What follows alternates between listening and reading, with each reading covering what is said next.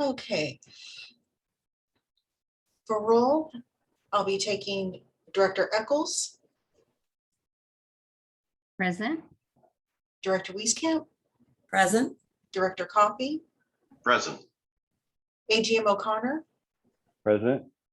and those staff presenters and their participants joining today include Ann Castlebaum, Dr. Ana Alvarez, DGM, Jeff Manley, Noah Dort, Renee Patterson, Robert Kennedy, Scott Poseen, Steve Castile, and Tiffany Marglisi.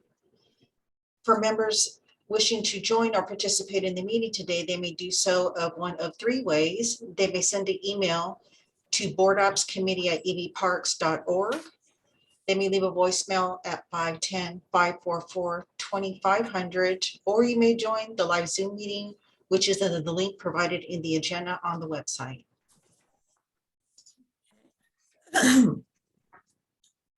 Okay, with that understood by everyone, do we have anybody waiting on the line at the moment? Not at this time. Okay, fine, thank you. Let's go to the first item on the agenda, the Shoreline Unit Update, Miller Knox Turf Renovation Project. And Jeff, you're going to kick this one off?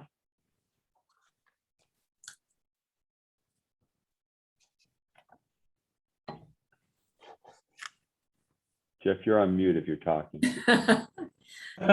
There we go. Good afternoon, Board of Directors. I'm Jeff Manley, Shoreline Unit Manager, and I would like to take this opportunity to highlight a turf improvement project that was completed at Miller Knox Park this year. Both myself and Scott Poseen, the Miller Knox Park Supervisor, will be presenting the highlights and details of this project. And you can see the beautiful picture in the background of Miller Knox Park. I just want to point out a few features of the park while I have this picture up. You can see my cursor to the south of the park. We have Ferry Point Piers sticking out there, and also in my background as well. And then the centerpiece of the park is the lagoon water feature, which is right in the middle of the park. And then to the east, you can see the beautiful green turf that kind of captures in around the lagoon area. And if I could lift up all the trees, we have a playground, picnic area, parking areas, and many trails that access this park. So I'll go ahead and talk about the project overview. The turf project funding was provided through the 2021 budget process with $150,000 to upgrade the turf and many of the irrigation features.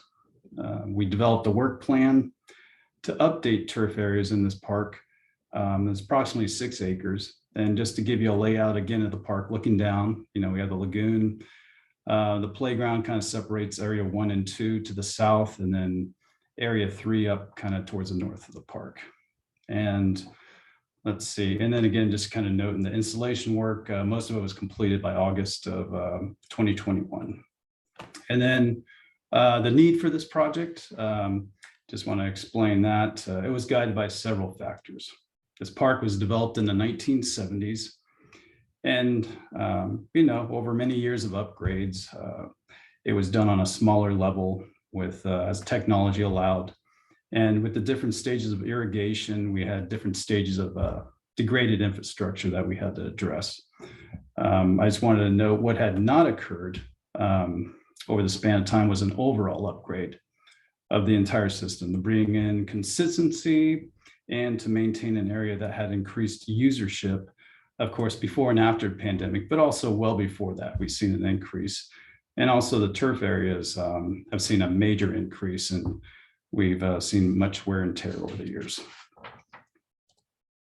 So project resources, installation and timing for different phases were very critical, especially with the seed germination rates. It was determined with the boom in construction and less contractors to bid, and keeping within a budget that use of internal staff was the best path forward. You could see in this picture, we utilized a lot of staff in the shoreline unit, but this is the point panola tractor and the park craft specialist spreading out a lot of topsoil on area 1. And as I And as you can see on the PowerPoint, staff from Miller Knox Park, Point Pinole, Crown Beach, maintenance and skilled trades, and also the youth employment program crew leader, Ross Mitchell, assisted.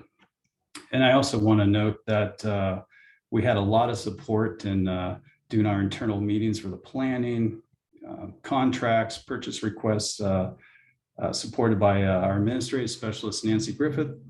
And of course, Steve Castile, with his turf expertise, helped us greatly. One other thing I wanted to note, having this project done internally at such a large scale, staff had the opportunity to learn and understand the irrigation installation and maintenance and turf rehab and reseeding techniques. So it's also an educational experience to bring a lot of the new staff up to speed. And at this point, I want to hand off to Scott Plazine so he can provide further details on the project. Good afternoon, Board of Directors. I'm Scott Posine, Park Supervisor for Miller Knox Regional Shoreline. I want to discuss, first of all, project goals for this turf improvement project. I think you can see in this slide here, it really shows it well, that the turf had degraded from heavy public use and sports activity that Jeff had mentioned earlier. One of the primary tasks we took on was adding topsoil to the entire planting area to replenish the nutrients that have been lost over time. So about 1 inch deep was added of topsoil over the entire 6-acre planting area. In upgrading the irrigation, one of the primary tasks is replacing and repositioning many of the sprinklers where that was necessary. And all of this added up to a great increase in water efficiency. In upgrading turf, it was necessary to upgrade the irrigation, we found. Very important because in using water these days, we need to maximize efficiency. Next slide, Jeff. So a little more on irrigation upgrades. They were a major part of the project. Many of the older valves were replaced. Several are added to the controller system to improve their functionality. You can see that older rusty one up on top there in the photo. In addition to that, many of the valve boxes that were existing, the shutoffs, were separated through earlier designs. So they were difficult to find. So we kind of laid them out a little more logically where that made sense. We moved boxes and valves together for the ease of finding and maintaining them.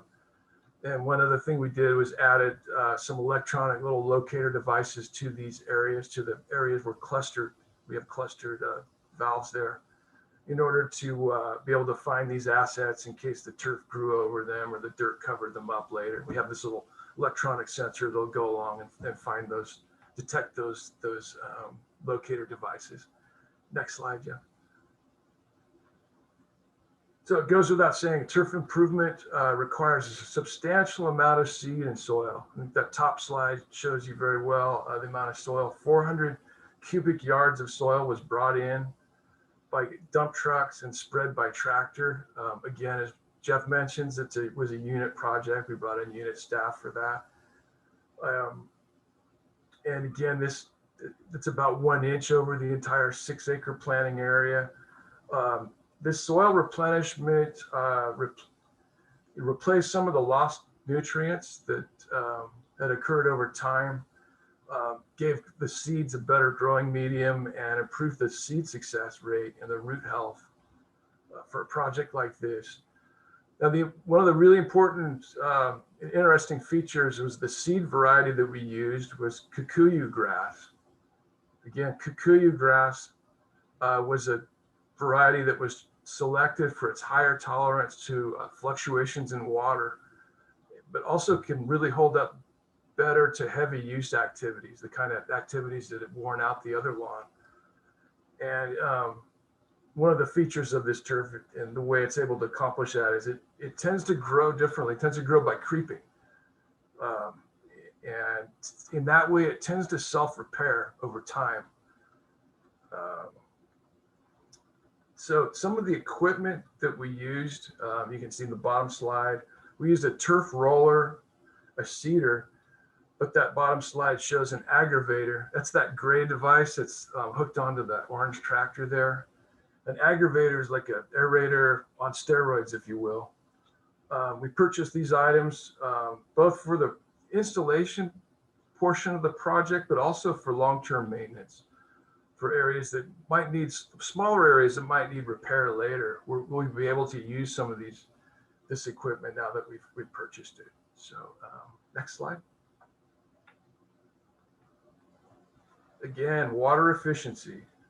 Water efficiency over this area will be achieved by the consistency and placement of irrigation heads to compensate for windy conditions. And generally, what we did is we brought sprinkler heads in a little closer or adjusted them, moved them a little bit to compensate for some of the windy conditions we have out here next to the bay, during the summer.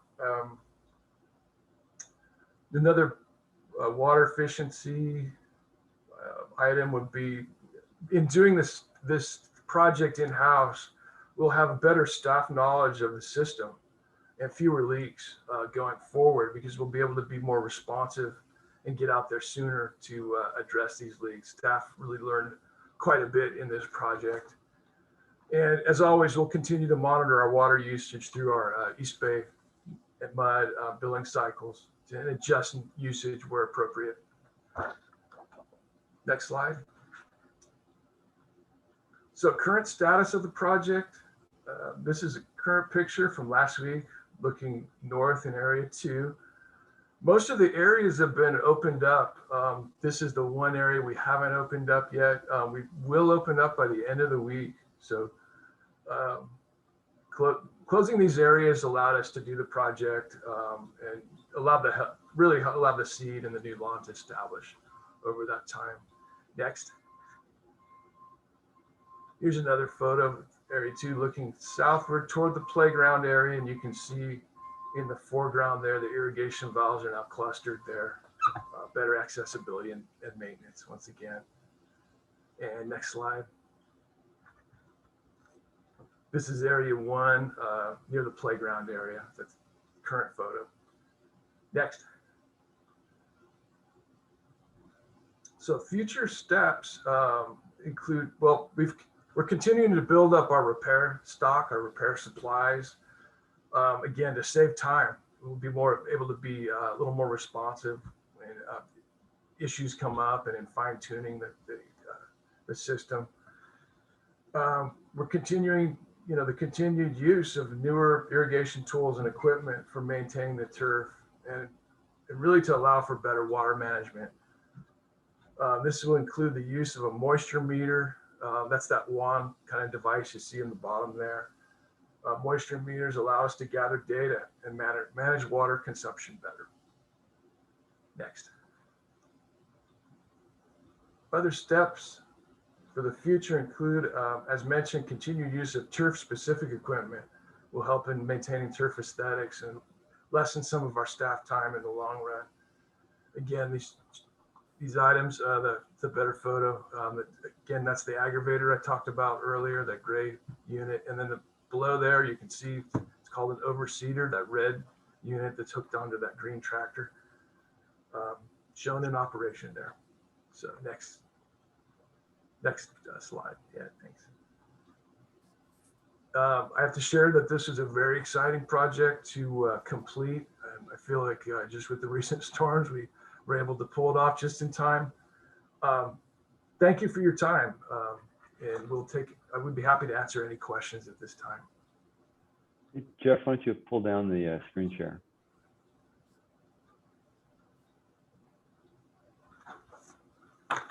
Well, personally, great transformation, I would say, on the grass there. Looks good. Is this the same type of grass that we've used over at our new campground, or different? I'm not familiar with the new campground. Does anyone know that, Jeff? I know it's a combination of a tough under part and then the green on top. It looked tough as nails, but it looked good. Oh, I think Steve can answer that one. yeah, hello. Director Steve Castillo, Chief of Park Operations.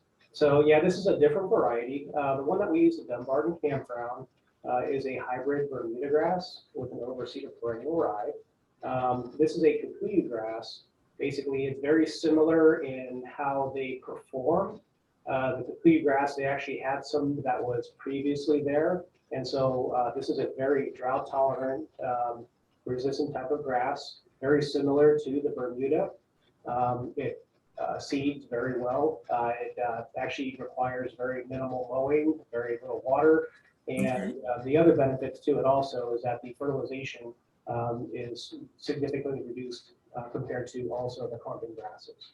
It's typically a warm season grass, but it does very, very well in high traffic areas with minimal input. Well, we've seen what high traffic does in that park, haven't we? Oh, yeah. Other board members, comments, questions? Just thank you for the report, and yeah, it looks fabulous. Very, very nice. Well, Yeah, it's this a is- lovely park. Colin? Yeah, it's wonderful. You know, that park is all about picnics, right? And anytime you're out there, there's this wonderful diversity of families and picnic styles. And if anyone ever asks us why we need to keep the grass in good shape, that park has the best answer among many of our parks. That is a picnic, family picnic park, and it's wonderful for that community. I think the public understands that and appreciates it, right? No, I think our staff is being very careful about the chosen grass for each park, that it does well there, saves on water, and can handle picnics, right? And maybe a little informal football, something, who knows, informal play. Anyway, great job. Absolutely. Anybody else have any questions? So, committee members, I just wanted to say a couple of comments. One is, Director Coffey, you're exactly right. We end up being the backyard for many families who do not have a backyard. Right. And that's why when we have these conversations about water conservation and managing the drought, is we try to be very careful about completely eliminating turf, because it does play an important role in the Yes. experience of visitors. So, and on that same topic of water conservation is a project like the one that Scott just went through at Miller Knox is something we're going to start doing more and more throughout the Park District, and it serves a lot of purposes, because not only is it about the turf appearance and health, but we're also reducing water, because we're replacing a lot of the distribution lines. We're ensuring that we're getting good coverage. We're replacing the controllers with modern controllers, which will reduce the water usage by matching the need for water with the actual conditions of the turf and the soil. So this is just one of many projects to come in the future that will help us not only have better turf, but also conserve water. So it's exciting, and I think Scott's a good example of that. He's starting to see that, where his staff isn't in a hole every day replacing old lines made of transite and other inappropriate material. So it's going to save us time and money in the long run, plus have better looking turf. And I want to give a shout out to Steve Castillo, our Chief of Park Operations. He has a really strong background in turf maintenance and turf installation and irrigation systems, and that expertise is paying off for us in many places, including prior work we did at Shadow Close. So Steve is plays an important role going forward in this. So thanks for allowing us the time to show this off. And Scott, nice work. Well, that's what we expect for all of our employees, right? We know that. You learn from each other and come back with a great project and save us money and save water and let people have picnics where they enjoy it. So good project. And hey, it's so great to come and see an item that's all upbeat and positive, right? No negatives. Let's have more of those, right, fellow board members? Okay, next item. Is this the Tilden Golf Course? It certainly is. And Tiffany will be the lead for this one. Go ahead, Tiffany. Okay. Hey, good afternoon, committee members, Business Services Manager Tiffany Margalisi and Director Wieskamp. Hopefully we'll continue in the theme of positivity with this one. I want to thank my team. Administrative analyst Renee Patterson has done a tremendous amount of work on this item, and the unit manager Dan Sykes is here representing operations. We also have representatives from our recommended concessionaire, which I'll introduce a little bit later. I'm going to share my screen. And are you seeing the full screen or the notes screen? We have your notes screen. There we go. How's that? Looks fine. Okay. So these we treated to some beautiful pictures of the Children Golf Course. This is a report out on our request for proposal process that we've been working on this year. And here we go. As we typically do with our concessionaires and these types of agreements, I like to tell a little bit about what role this concession plays, the location, the background. Then I give an overview of what process we go through to offer competition and make our selection. And from there, then I'll talk about our recommendation, what their business plan is, the nitty gritty, the how long, how much money, and then get into the staff recommendation. Okay. So I think Tilden is one of our many beloved parks, and here's where the golf course is located within Tilden Park. And then here's another view just showing the expansiveness of the course. Here you come in on Golf Course Road, and it's between these two areas. So the background on this course is with other things in Tilden. It has historical significance. It was designed by William Parkfeld Jr., who apparently is a very renowned, famous golf designer. It was constructed in 1937 by the Civilian Conservation Corps and the Works Progress Administration. There's 120 acres, 18 holes, and par 70. It's open every day during daylight hours, and it was only operated for a short time by staff in the very beginning, and then since then has been operated by a lessee or concessionaire. And you put there's some nice pictures here of the original stonework that you see around the parking lot or in other areas. And here's a historic picture of the course. So for the course today, in 2021, it is a certified Audubon Cooperative Sanctuary. This is a really rigorous program and ongoing certification for environmental best practices for golf courses. And I'm gonna take a moment later on to talk about that more deeply, since it's really important. It's been certified since 2013 in that way. And the current lease we have been leasing to the current lessee since 1971. And that lease is currently in month to month. We went through a competitive process and we'll be recommending a change to that operation. Overall, the course is in good condition. We were just learning about irrigation and how important that is to water conservation and energy use. And we had the system evaluated in 2021, and it appears to be in good condition. We went through the request for proposal process as the incumbent concessionaire was not interested in renewing at their current term. So we announced the request for proposals back in June. We do a mandatory site visit. We walk through the site. We share the same information with everybody at the same time for a level playing field. We did interviews. A shout out to Steve Castile. He got a shout out for his knowledge in turf, also very knowledgeable in golf. He helped with our interview panel, which was great. And then if the committee moves this recommendation forward today, we would be bringing it to the full board in mid-November and having the new concessionaire take over, hopefully ideally mid-December. So what were we looking for in this RFP? We want customer service. We're looking for community building. We are looking to have a quality recreation experience at this course. Of course, environmental stewardship. That's part of our mission in all that we do.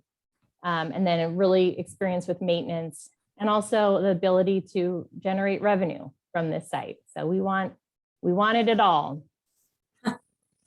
I did, not to go too deeply into it, but I did want to pause again and just highlight what an important part of this is to have this Audubon Cooperative Sanctuary program for golf.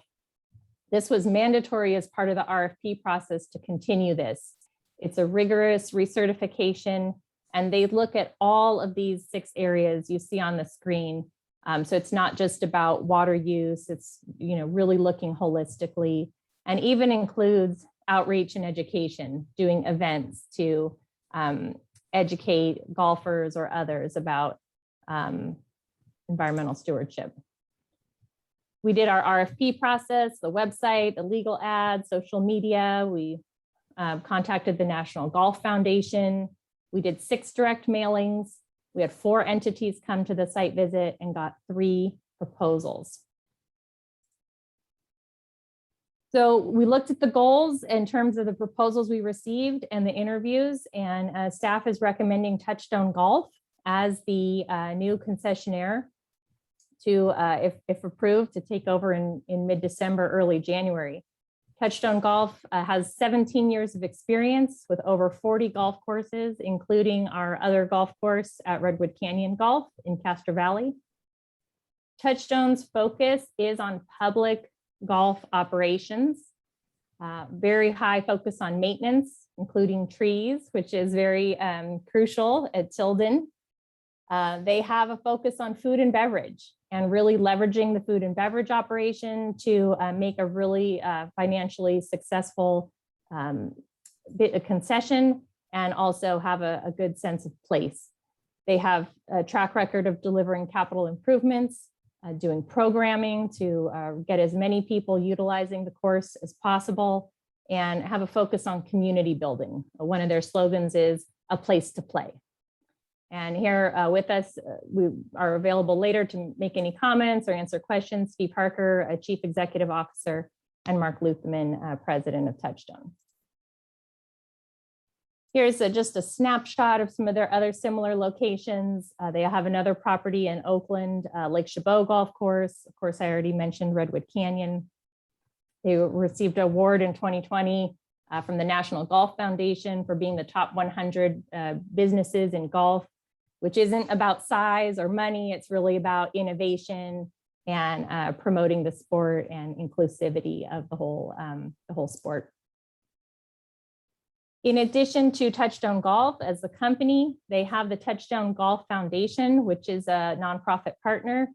This is a really cool bonus or added value to this recommendation. The Golf Foundation provides volunteers that assist golfers around the course. They provide education, and they do outreach and assist local charities. They've raised $1.2 million over 8 years for local high school and junior golf programs and other charities. As I talked about, our strong goal of this RFP was to have an environmental approach. And we already went over the Audubon certification that was required, and then also required to implement the approved integrated pest management program with our stewardship department, the IPM program. And Touchstone is very well versed in our program, having worked at Redwood Canyon, and does a very, very conscientious job in this area. Waste reduction is another focus for us in all of our RFPs now, especially those with food service. So as I recently talked about with some of our other RFPs, we don't allow any use of non-recyclable containers or plastics. That's not allowed in the agreement at all. They have to have a recycling program and a green waste program. And then in addition, within the first 120 days, they're going to develop their waste reduction plan. And that's going to go point by point with all these areas. And then that will be reviewed and approved by staff. It's going to include goals to reduce or eliminate the use of single-use plastics, looking at the utensils, every aspect. And we will be getting this plan, reviewing it, approving it, and then monitoring it throughout the life of the agreement. So capital, I mentioned that is something that Touchstone Golf has a lot of track record in, a successful track record in, and As part of this proposal, it was not required in the RFP, it was optional. Touchstone is proposing to and has committed to investing $800,000 of Touchstone funds with no rent abatement or credit in return. This is a pure capital investment from Touchstone into the Tilden Golf Course. This shows the areas that they're going to be investing in, driving range landing surface. As I talked about, the restaurant, bar and kitchen, tree pruning, looking at a really just bringing everything up to date and safety, pro shop renovation. Those projects would be completed by December 31st, 2023. And down here on the bottom, I put 2 before and after pictures. One is from their Prune Ridge Golf Course. On the left, it shows the before, looks like kind of almost like a storage area, or not very appealing.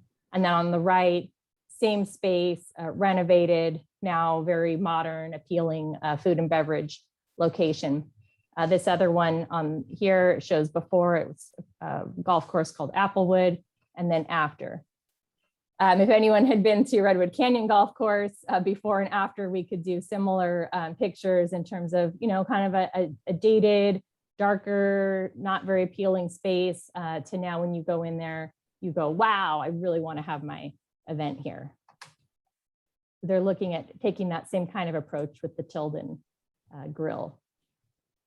This is where I said I'd get into the nitty gritty, the terms and fees. We're looking at initial term of 15 years with 2 possible 5-year extensions. This length is substantial and commensurate with the capital investment and the commitment to operating the course. Touchstone will be keeping the rates for the course the same within the first year of operation. And then, of course, any changes from there would go to the fees and charges process, which we go through annually. American Golf, the incumbent or outgoing concessionaire, did have some promotional type packages called their Players Club, which aren't part of the standard fees, and Touchstone may look to slowly make some adjustments to that program, but otherwise keep things the same. The monthly senior ticket is important here. We have some very active and vocal home clubs, the Tilden Seniors Club. There's a Tilden Golf Club, there's a women's club, and that's another area that Touchstone really demonstrated in their proposal, the experience of working with home clubs and engaging them. So there's a leadership team and they get input into what goes on at the course. So how much money will this will this concession agreement bring in? So in terms of revenue, we're looking at a scaled ramp up. So in the first 5-year term, starting at a minimum of $300,000. And then as you'll see, as it goes through the life of the agreement in years 21 to 25 would be a minimum rent of $400,000. That's minimum guaranteed income. Then at the bottom section, it discusses that there's an additional fee to be paid for revenue over $2 million. So the percentage over 2 million in years 1 to 5 would be 20%, and then on up. Depending on projections, the revenue will be around $400,000 a year, which is about equal to what we had been receiving under the current agreement, and was by far the strongest financial proposal of any received in this competitive process. In addition to the rent that I just discussed, we're also introducing a 5% payment into a concession maintenance fund. This is now standard to have a concession maintenance fund for all of our concessions. This was the only location that hadn't had one established yet. So we're establishing the concession maintenance fund. There'll be a mandatory 5% payment into that fund. And here then represents the total receipt to the district, the revenue plus the CMF payment. So based on projections provided by Touchstone on the conservative side, we would look to be, starting out at 600,282 and then ramping up by 2024 to close to 800,000. So just to wrap it all together, what staff is recommending is the Board Operations Committee approve and recommend to the full board the selection of Touchstone Golf LLC as the concessionaire for Tilden Golf Course for initial term of 15 years with 2 additional 5-year periods with a 5% payment into CMF and a minimum of $300,000 in concession fees, as I reviewed earlier. And with that, I'm going to stop my screen share so I can see everybody. And we have Steve Harker here from Touchstone Golf, Mark Luthman, as well as Ashley Van Dissel, who are also available to answer any questions. Okay, thanks for the presentation. Very thorough, of course, as we expect, Tiffany. Board members, questions, comments? Elizabeth. Sure. Well, thank you, first of all, Tiffany, for the presentation and for coordinating the RFP process, and welcome, Steve and Mark. I'm excited about your proposal. I actually grew up in and around the golf course, although my family doesn't golf, although my 8-year-old's interested, but we live nearby. So yeah, very, very excited about this. I particularly wanted to hear a little bit more about your plans regarding environmental stewardship, both with the property, but also with any catering or anything in the use in the restaurant, as well as I know you're very strong on community engagement, and would also like to hear a little bit more about that as well. Okay. Welcome. Thank you. Thank you. Well, I'll start with our plans for the waste reduction. It's interesting. There's a State Assembly Bill 1383 that was recently passed, and I think everyone, all of the waste companies and everyone involved is trying to figure out exactly, how to best approach that and to meet those expectations. So we're really right now in the discovery stage. We are committed to building the plan as Tiffany described, and we've been speaking with our food provider, looking at different products that Cisco provides that are sustainable. We're also, we've been spending time with Contra Costa County, and also working with the Bayview, the local service provider right now, to figure out what's going to be available and how we can approach this to really reduce the organic waste specifically at the course. Currently too, there's the only receptacle for cans and bottles are the ones that are provided by East Bay Regional Park District. We plan to supplement that so we can capture those cans and bottles in the clubhouse and throughout the entire golf course. And we've earmarked $10,000 just to get us started on our recycling program. So that's what we're planning to do in that area. Naturally, we're going to revisit the Audubon program at Tilden, look at what we've done at Redwood Canyon, and see what we can add to the Tilden program.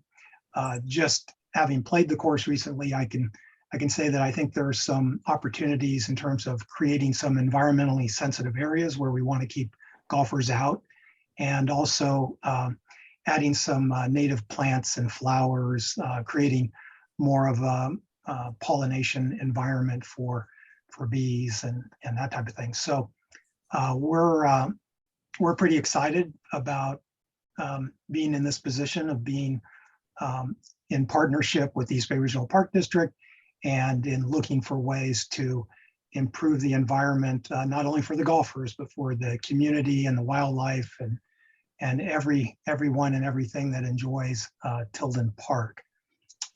With that, I'll turn it over to Ashley to speak a little bit about our programming and how we plan to engage the community. Thank you. Sorry, I was muted. Thanks, Steve. To engage the community, I think kind of just going back to the RFP, first we want to establish or reestablish the Tilden brand. We know it was once prominent in the area, and as we've outlined in the RFP, we want to develop and restore the brand to really embrace value, community, and service. And so through our marketing approach, we first want to create awareness and interest. And how we do that is through our programming, our healthy event calendar, those club hosted events, and then updating the website, obviously consistent social media and community partnerships as well. And then next, I think the most important thing, and I know Steve and Mark go through this often or say this often, is we have to nail the experience. So when people come to the property, they have to love the experience. And I think Redwood Canyon was a great example of that. We started with First Thursdays this year, and we found that potential customer segment and we catered to that, and we just marketed the heck out of the event. And then when people came, they loved it. They just loved every aspect of it, from live music to kids' games out there. And then we took their feedback, which I think is also important. And we improved every event throughout the whole summer, and which kept them coming back. And that kind of brings us to loyalty. And so not only loyalty with events, but we'll create loyalty programs at the club that will keep customers coming back. And then they'll invite their friends and tell their friends. Which finally creates advocates. And that's kind of the name of the game for us. We want advocates to promote the club for us, but also it helps us with long-term revenue growth and marketing, of course. And so I think the biggest thing for community that I like to say is we want Tilden to be a community asset. And that's for golfers and non-golfers.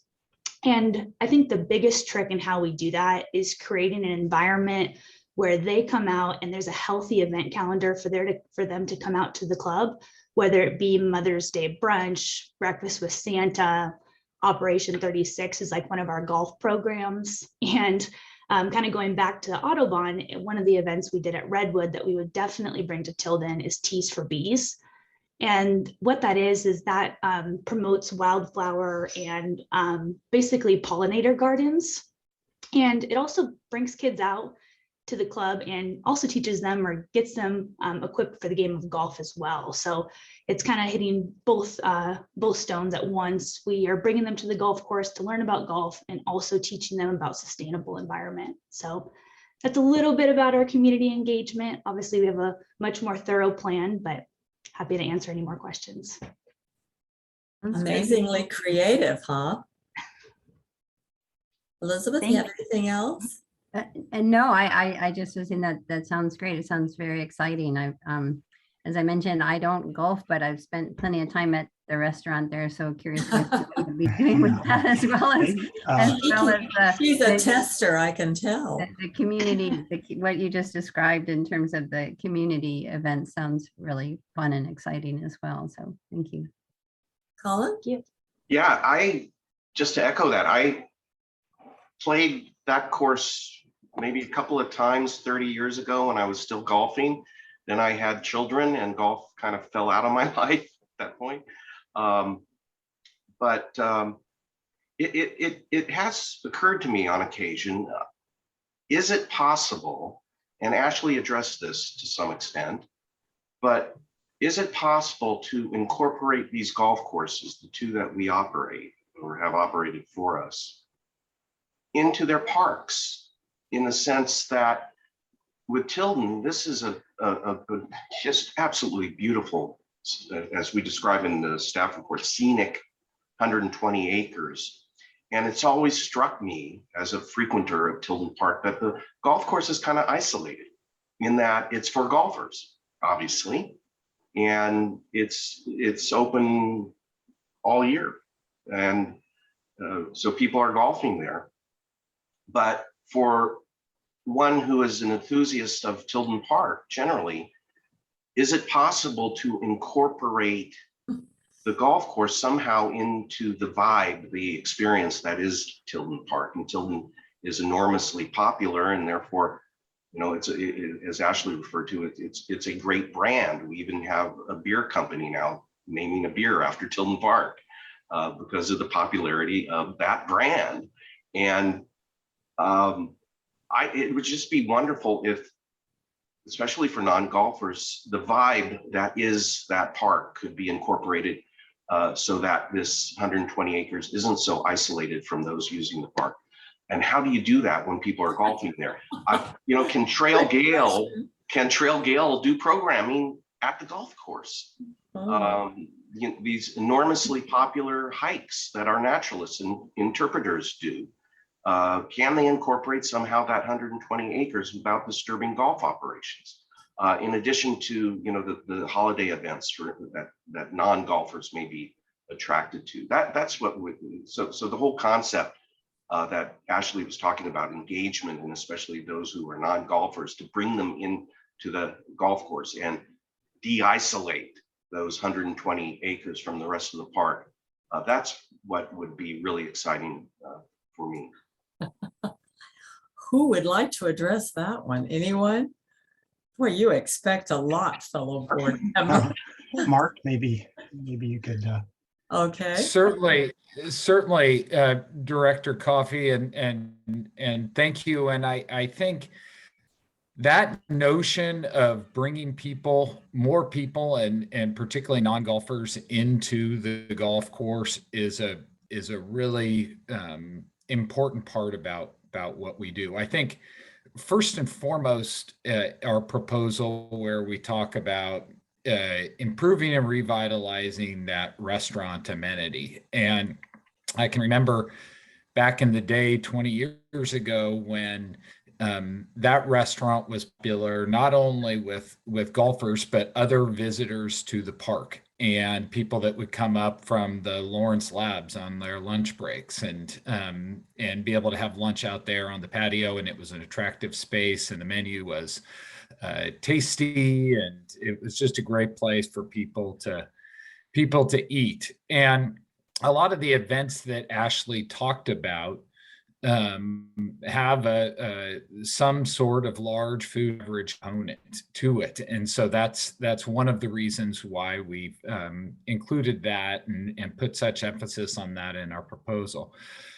But other things along those lines, idea that we had that we would like to incorporate into the operations and that calendar of events. This would be geared toward non-golfers, and that would be a 5K run through the golf course, where the golf course was closed for golfers on that particular day or morning, whenever we do it, and the whole community could sign up to participate in a 5K run or walk through the golf course and be exposed to those 120 acres where maybe they haven't been in the past. And then you mentioned, I'm not familiar with Trail Gale, but she sounds like just a terrific docent, if you will, of the park and showing off what's going on there. We would love to Exactly. Talk to her and incorporate her involvement in what we do. There's ample opportunity to do that at Tilden. Wonderful. That would be great. Okay. Director Wieskamp, our Chief of INR would like to say add into that discussion. Hi, Ann Cassabaum, Chief of Interpretive and Recreation Services. And we actually have done some interpretive programs at the golf course. Pre-COVID, I do know that Trent Pierce did an interpretive program. I believe it was on Valentine's Day. I'm sorry, I don't remember the specific topic, but he had like over 40 people. And then included in that was the invitation for people to stay over and have some beer or wine at the restaurant. So it was quite popular. We can look at, expanding some of that and doing more there, but we actually do have history there. Okay. That's terrific. Great. Creative ideas coming from everywhere. Does the golf course demand that you use carts, or some people walk? Some people do walk, yes. Okay. Yeah, and it's a good hike. Yes. It's Years ago in Houston, Texas, I used to walk with my brother-in-law, and there you play early, let me tell you. And yeah, I would think so. Your golf course is much more beautiful than that one was, but I thought it was great because you got to see something different. It was a different walk, And my brother-in-law didn't seem to mind that he wasn't the greatest golfer in the world. We had a great time. So I think I can picture encouraging that on a specific day where people can come and with their mate and find out, why on earth is this individual playing golf every week? Is there anything in it for me? And should I think about golfing? So I think using your imagination is not a bad idea. I've got to admit, I've never understood why anyone wants to live next to a golf course with golf balls going left and right, but to each his own, right? Agreed. Yeah. Any other questions or comments from anyone? Mr. O'Connor. Good afternoon, everybody. Jim O'Connor, the Assistant General Manager of Operations. I just wanted to add a couple of comments here. Is one, I was very pleased to see that Steve and the Touchstone team submitted a proposal. I know that Steve has a personal connection with this golf course. I think he lives pretty close to it too. So it's sort of his home course.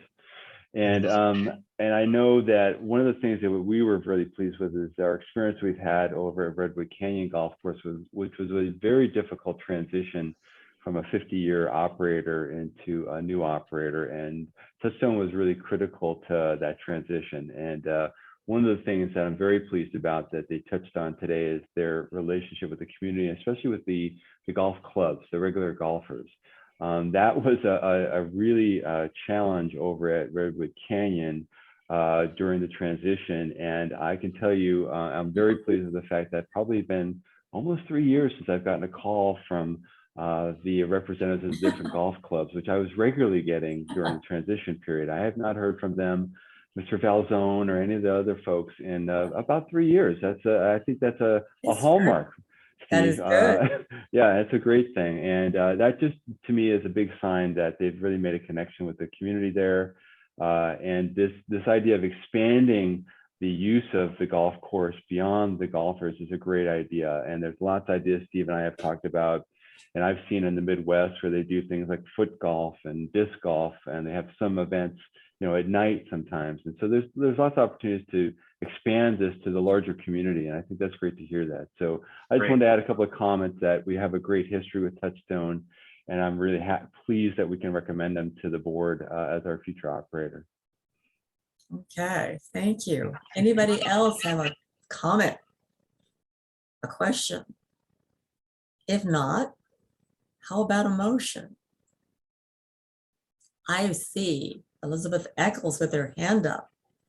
Yes, I'd like to make the motion that we adopt this proposal and send it to the full board.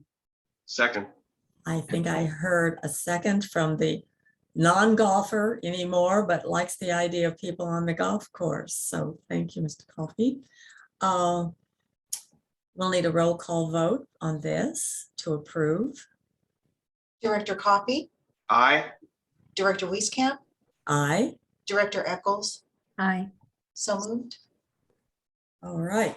Thank you. Well, we're expecting an invitation to Congratulations. some great event. And I think the board will be glad to show up, golfers or not, and find out what's happening on the golf course. Because I think it's one of the most beautiful golf courses I've ever seen. Yes. Yes. Yeah, There's no doubt. for sure. And thank you, staff, for all the hard work to gather this all together. I think we always expect you to look for every potential person out there, a company that's interested in the golf course. You did that, you went through the process, and it seems to all three of us that you did a good job of getting us someone new and eager to take on the task. So thank you all. Excellent presentation. Thank you, Steve, Mark, and Ashley. Appreciate Thank you that. very much. Thank you for the opportunity. Thank you. We're all Soon. feeling good, right? Let's keep it that way, right? Exactly. All right. Something less fun is to review the consolidated fee schedule district-wide, but important. Okay, and I'll just do a very quick introduction and then hand it off to Noah and Tiffany. Just committee members, you know that this is a process we do annually. It takes a lot of work on Noah's part, and I just want to recognize Noah for all the work he does to get us to this point with his comparison work, which is usually like trying to find unicorns out there in the world. And so he does a lot of work to get you the information that you need for this decision making process. So anyway, I just want to hand it off to Tiffany and Noah to take us away from there. Okay, welcome. Thank you very much. Thank you, Jim. Unless Tiffany, you wanted to add anything before I start? Okay, thank you. Yes, Director Wieskamp, I won't pretend that this is an exciting, thrilling item here. I should start formally though. Good afternoon, Board Operations Committee and managers. My name is Noah Dort, Administrative Analyst in Operations and Business Services, and I'm here today seeking approval of the proposed changes to the fee schedule with a recommendation to the full board for resolution. Let me start up my PowerPoint here. 1 second, please.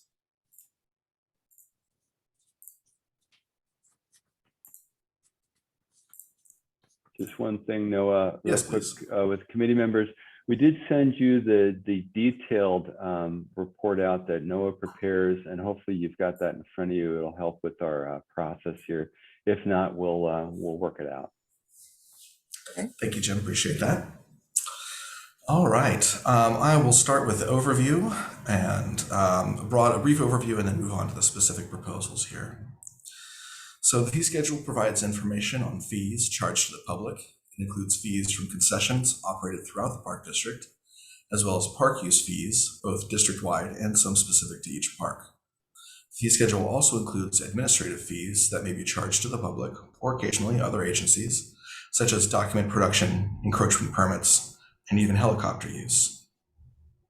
The last page of the fee schedule shows Regional Park Foundation memberships, but this is provided as as information only. Those fees are set by the Foundation's Board of Directors. Concessionaires and Park District staff make recommendations for fee changes based on a variety of factors, including demand, operating costs, and market comparisons of similar services or facilities operated by other agencies and businesses in the area. The Board Operations Committee reviews the proposed fee changes annually in the fall, which is what we're doing now, and changes approved by the Operations Committee are recommended for review and final approval by the full Board of Directors. Changes approved by the full Board of Directors are effective January 1. And to be clear, all other fees not listed in the staff report would remain unchanged. For the Operations Committee review this year, there are 11 concession fee change proposals from concessionaires, 4 park use fee proposals from Park District staff, and 1 administrative fee proposal update or proposed update. Again, the review includes market comparisons of similar services or facilities operated by other agencies and businesses in the area, a reference to the Consumer Price Index or CPI for inflation, and the annual growth rate. Excuse me. This information, hopefully you have that document as Jim mentioned before. This information is provided in more detail in the fee schedule review detail, comparisons, and notes document. The details document includes a guide to reading that document, and in the interest of time, I won't repeat that, but please let me know if you have any questions. Instead, I will briefly mention the relevant sections and how they will be presented today. Each fee proposal includes a blue-topped table of the current fee, proposed fee, the percent change between the two, and a few previous changes. The slides you see today will only include the most recent previous change. The orange top table shows comparisons with similar providers in the area. Wherever possible, these are apples to apples comparisons. However, it is often necessary to expand the parameters such as distance or public-private operation. Again, expand those parameters of comparison providers due to several factors, primarily a limited number of similar providers or a wide variety of fee structure, or the included and optional elements of a specific service, facility, or location. Again, that's the hunting for unicorns, as Jim mentioned. You will not see these orange top tables in today's slides, but I will mention a fee proposal's place in the broader context of its comparison providers. I want to stress that these are often lagging comparisons that show proposed 2022 Park District fees against current, that is 2021, comparison provider fees.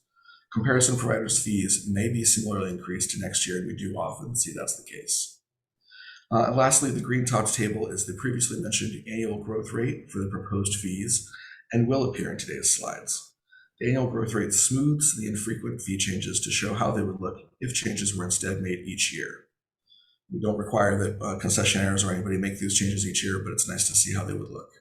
The starting year for each proposed fee's annual growth rate was selected to be the most recent fee change within approximately 5 or 10 years to more easily compare to the 5 and 10-year CPI averages that were provided. You can see those averages on that details document at the bottom of each page. It's the same numbers at the bottom of each page, just for quick reference there. All right, there are 11 concession fee change proposals from concessionaires this year. This presentation groups the proposals by concession type, rather than alphabetically by park as seen in the staff report and details document. I can mention the page if you like. Broadly speaking, the proposals are reasonable relative to the market and CPI, again, as compared to the annual growth rate. Concession agreements require the prior written consent of the park district before increasing fees or instituting any additional services or charges. However, the agreements further state that consent shall not be unreasonably withheld and that the park district agrees to approve any price changes that are below immediate competitor prices. Again, that's difficult because we're often looking for unicorns there. I'd also like to add that there's one concessionaire guest this afternoon, and they should be available to answer questions on their proposal. Today we have General Manager Andrew Jones from Oakland Venue Management, operators of the Bridge Yard Building event space at the Judge John Sutter Region Shoreline. That proposal will be mentioned soon, but first we will start off with the equestrian group. I will briefly mention the basics of each proposal, but please stop me at any time if you have questions or want to discuss any proposal in more detail. All right, first up is the Anthony Chabot Equestrian Center. This proposal increases monthly boarding fees. This would result in having the same monthly fee, that is $615 per month, for 2 stalls that currently have different monthly fees but are relatively close in size. The proposal also increases lesson fees. Although the increase is a bit of a jump from the current fees, it's worth noting that lesson fees have not been changed here since 2010. So again, that's a good example where you can see the annual growth rate is well under CPI, well under inflation. They're basically just playing catch up there for the lesson fees, even though there's a big jump. Next, we have one concessionaire that operates 2 locations. That's Skyline Ranch at Anthony Chabot and Piedmont Stables at Reinhardt Redwood.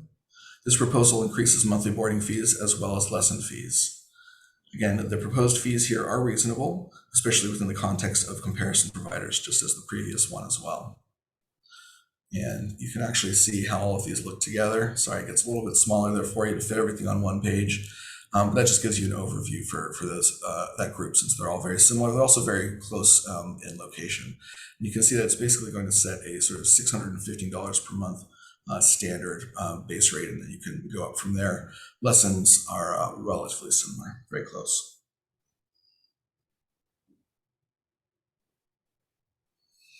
All right, next we have Ardenwood Events. This proposal increases both venue fees and catering fees for 2022 and Noah? Yes. No, I'm sorry, but because we've got so much density of information in the presentation, you might want to stop for questions with each Sure. section. So maybe we can go back to a question Yeah. and see if the committee members have any questions regarding those fee changes, because you have a lengthy and dense presentation. Maybe that helps. I've tried to slim it down, so I hope that's fine, but please welcome any questions. Thank you. All right. I think all of us had the opportunity to look at the documentation. Am I correct, Colin, Elizabeth? Noah always is meticulous. I don't know where he gathers all this information together, but he does a terrific job of doing the best possible comparisons. And some of them are not easy. I remember merry-go-round. God, not many around to do those things. So what's the pleasure? Go through each one, say if you have a question. Does that make sense? Fellow board members? Yeah, I think we can go by sort of group, and then we can just always interrupt and, wave our hands or unmute ourselves if there are questions. And I was impressed by the fact that we try to stay on the low moderate in any of these changes, because we want to do the best to serve the public, and that's important. Anything on the equestrian? Any questions? Anything that seems weird to anyone or unjustified? Okay. No? All right, then on to the next. All right, thank you. All right, next up here we have Ardenwood Events. This proposal increases both venue fees and catering fees for 2022 and 2023 for those people who are booking in advance. except for events at Deer Park, which will only increase in 2023. I noticed that. Okay, that makes sense. Although there are some significant increases over the last few years, the proposed fees are still reasonable within the context of comparison providers. Most comparison providers have a lower venue rental fee, but higher catering fee or other service fees. When viewed as a whole, the proposed fees would be among the low-cost range of options for mixed indoor-outdoor or just outdoor wedding packages, and in the mid-range of outdoor-only wedding packages. So, excuse me, I confused that a bit. Mid-range for mixed indoor-outdoor and low-range, sorry, getting confused on my own details here. Low-cost range for mixed indoor-outdoor and in the mid-range for outdoor-only wedding packages. Okay. I guess it's reasonable. I don't know, but it looks like. If you want to take a look at the detail page, that would be page 5 of those of that PDF of the detailed notes. They're right there in the mid-range. I actually just placed them in that comparison chart. Typically, those comparison charts will have the more expensive at the top going to the least expensive at the bottom. And again, I put those together as a sample 200 guest Saturday wedding and ceremony or wedding and reception package to get an idea of that. All right, questions, board members? I think everybody by now knows, Noah, that we trust your numbers. Well, thank you. I appreciate that. Yeah, it's meticulous. I do my best. All right. That's all we can ask. Here we have a proposal for the Bridge Yard building at Judge John Sutter Regional Shoreline. You can find the details there on page 9 of the detailed notes. This proposal is actually a fee structure change. The current structure lists a starting point for venue rental with additional options charged as needed or requested. The proposed structure is based on the number of persons attending rather than a starting venue fee. It includes services that are ultimately necessary for a successful event, especially as the number of attendees increases. I would note here that the percentage change that you see here is based on the sample event provided by Oakland Venue Management. So they provided a 2021 sample event that would include roughly all of the additional services that are now to be included in the 2022 proposal. You can see that there is an increase at the 550 or the approximate 500 persons event, but actually a decrease would be seen at the higher level, the higher number of attendees level. So actually provides perhaps a discount over current fees based on those larger event fees or larger attended events. And it really should be noted that there are very, very few comparisons here. It's hard to find an event space of this size, of its type, of its relative location. So I definitely would encourage you to take a look at the comparison that was provided via the concessionaire for what they view to be their direct competitor there in Oakland, Block 15 event space. And as I mentioned, we have Andrew Jones here, General Manager at Oakland Venue Management, in case you have any questions on this one. Well, I certainly would offer him the opportunity if there's anything he would like to say. No, I think Noah has summed it up beautifully. Okay. Hey. Thank you, Andrew. You can't say often enough that Noah's meticulous. No, I appreciate that when it comes to all of these numbers and making comparisons and trying to keep it in line with others, that we're offering people a good deal. I think this is like a merry-go-round, a very unusual facility with a lot of potential though. Any questions from board members? Okay, good. We're good. All right. One comment I just want to tell the committee that we are going to ask Andrew and his team to come back sometime early in the new year to give us kind of an update on how things are going at the Bridge Yard. I think that would be terrific. Yeah. Yeah. We're going to do that early in the new year. Perfect. It has a lot of potential, but it takes a lot of work, especially in this last year and a half. It's just been very, very difficult. Right. Okay, great. Thanks. Next, Noah. Thank you, Andrew. All right. Thank you. Next up, we have Camp Arroyo. This is so packed. I'm just going to show you a picture of beautiful Camp Arroyo right there first. Okay. Then put you to sleep with numbers here. This proposal includes an increase for outdoor environmental education programs in 2023. The 2022 rates were actually already approved via this process last year. There is no proposal to change those again. That's just for the outdoor environmental education program. The proposal also includes an increase in the overnight conference rates. There's a bit of a jump next year, as you can see, for 2022. But the proposed fees are reasonable, especially in the context of annual growth compared to inflation, but also among comparison providers. Again, this is a pretty unusual one to find some comparison providers on. Let's hope we're going to get lots of kids out there this year. I That think would so. be a wonderful opportunity for everybody. Questions, comments, anyone? We're all rooting for kids going to camp. All right. All right. Next we have, first in the Marina Group. So this is the start of the Marina Group, is the Del Val Marina proposals. Sorry, one second here. It includes significant increases to the initial first 2 hours of rental and a relatively large jump in additional hour fees.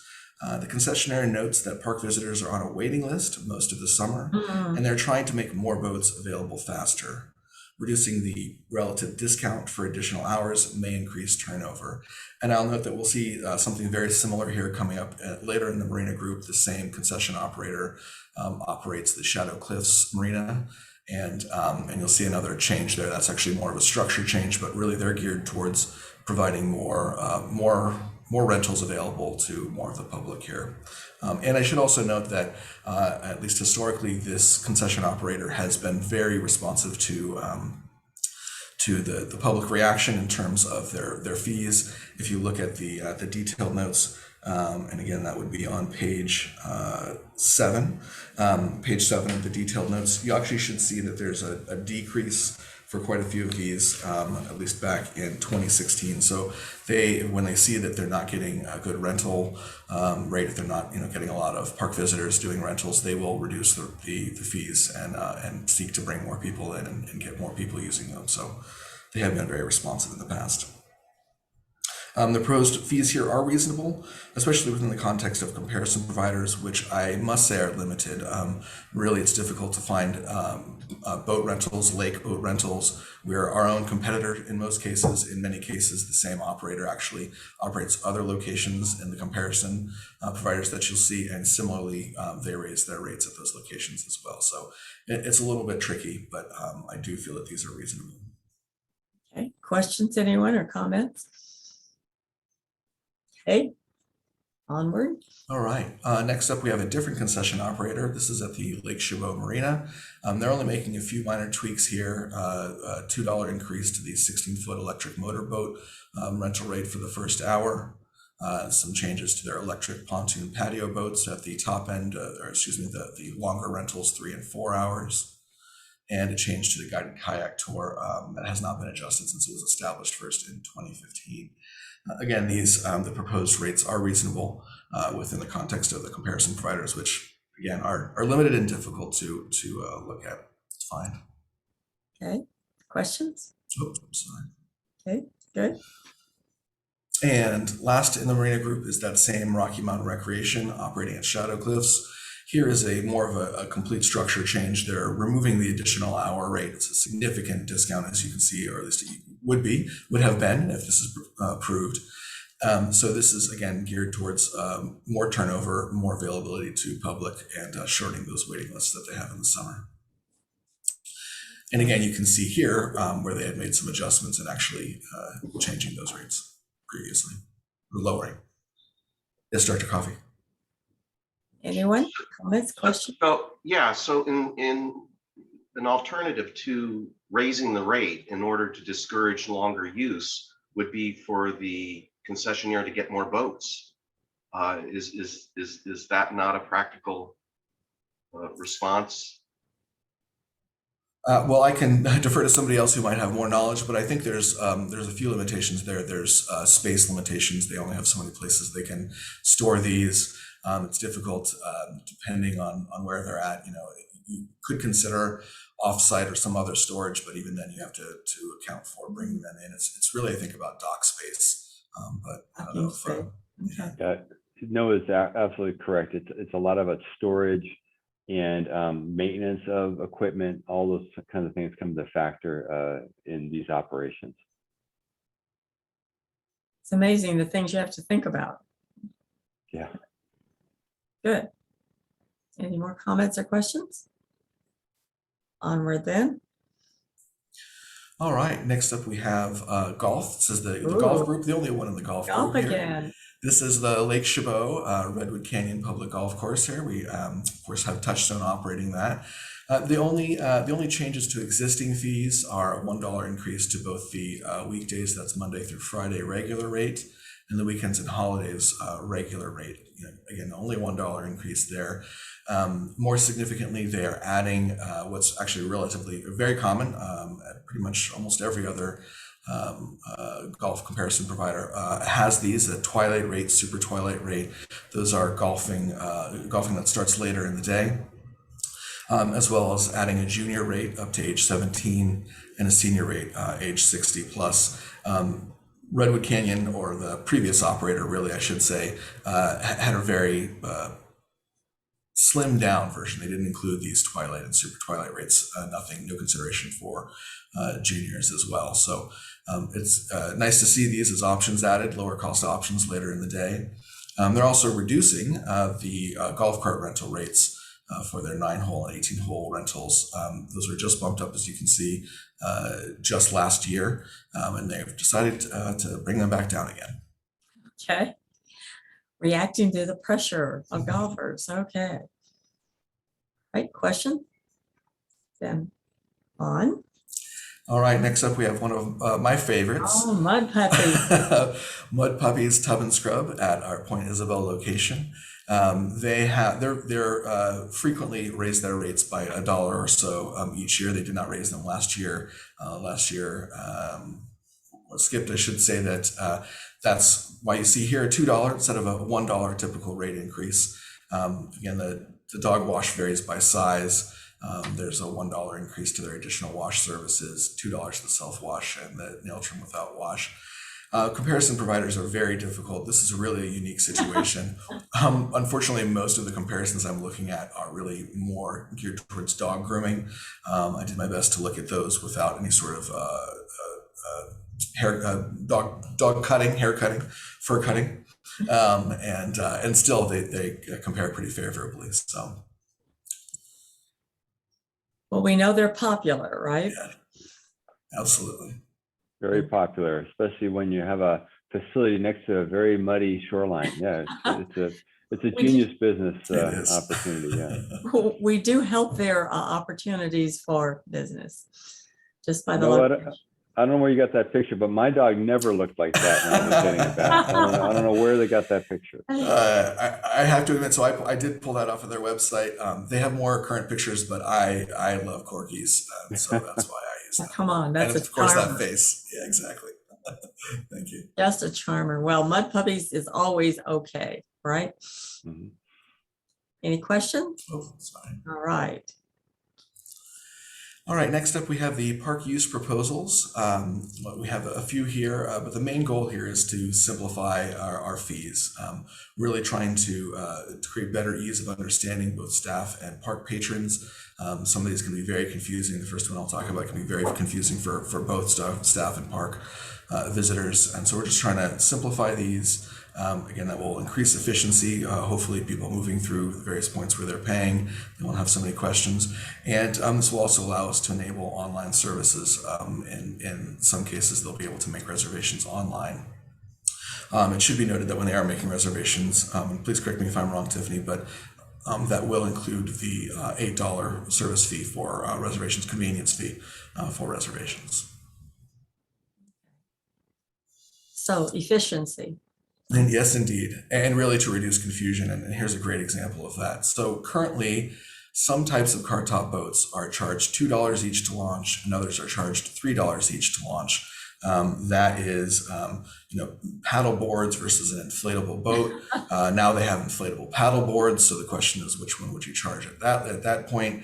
It's just confusing. It has the potential to cause frustration from both our park visitors and our staff. So we're eliminating that and just looking to charge $3 for all cart top boats. This is well within what other places that charge this type of fee, actually well below that rate. So I don't have any concerns in terms of the market. I think it's very reasonable.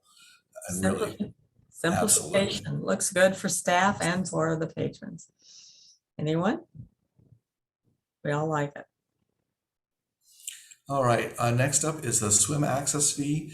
Currently, swim access fees are range from $2 to $4 per person, with children up to 12 months old being free. This proposal would make all swim access $4 per person, and children age 2 and under are free. So it would bump up that child age cutoff for free. Frequent swimmers, including those who have families with children, seniors, they would be encouraged to purchase a Regional Parks Foundation membership if they're really frequent swimmers and are concerned about the price, because that includes free swimming with the membership there. It should be noted that in some locations we already charge $4 per person for swim access, so there would be no change at those locations again, other than the removal of the $2 child and senior rate. Okay, questions? Yes, hi, I have a question about this one. So first of all, I certainly understand the efficiency of charging everybody the same price, but most places, even though this is a great rate, $4 is a great rate for swimming, but most places do charge less for kids, seniors, disabled persons. So I'm just wondering about sort of the, the policy choice behind that. I can chime in a little bit, Noah, if you'd like.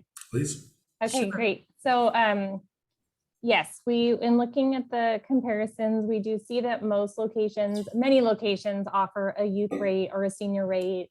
Not all do. We did find LARPD in Livermore also charges a single flat rate of $7 for swimming per person, regardless of age.